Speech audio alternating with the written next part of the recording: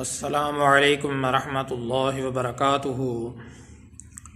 محترم سامعین، آج کے ٹاپک میں ایک شرعی مسئلے کی وضاحت کرنا مقصود ہے۔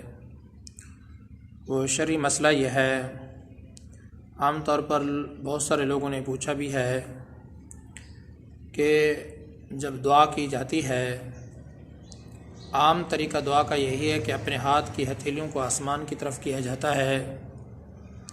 کیا کوئی ایسا موقع بھی ہے کہ نبی علیہ الصلوۃ والسلام نے اپنے ہاتھ کی ہتھیلیوں کو زمین کی طرف کیا ہو اور ہتھیلیوں کی جو پشت ہے آسمان کی طرف کی ہو، یعنی اپنے ہاتھ کو الٹا کر کے دعا مانگی ہو؟ ایسا کوئی موقع موجود ہے یا نہیں؟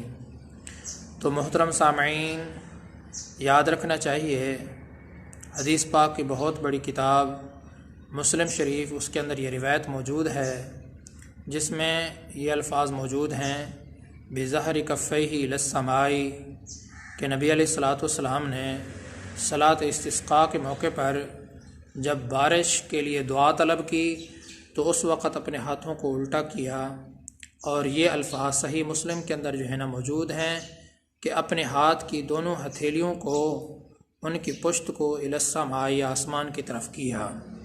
تو یہ ثبوت صحیح مسلم شریف کی یہ روایت موجود ہے، حدیث پاک کی یہ بہت بڑی کتاب ہے، اس کے اندر جو ہے نا اس کا ثبوت موجود ہے اور یہ بات ثابت ہے۔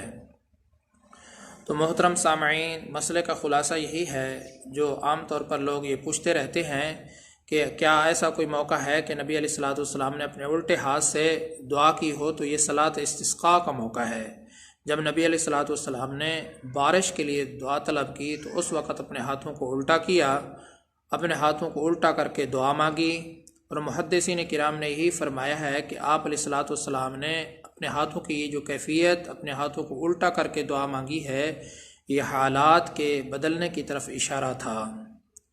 محترم سامعین، اللہ تبارک و تعالیٰ سے یہی دعا ہے کہ اللہ تعالیٰ ہم سب کو صحیح جو بھی دین کے مسئلے ہیں ان پر عمل کرنے کی توفیق نصیب فرمائے۔ تو اس کا جو ثبوت ہے، الٹا جو ہے نا اپنے ہاتھ کو الٹا کر کے جو دعا مانگنا ہے، یہ نبی علیہ الصلوۃ والسلام سے صلاۃ استسقاء کے موقع پر ہے۔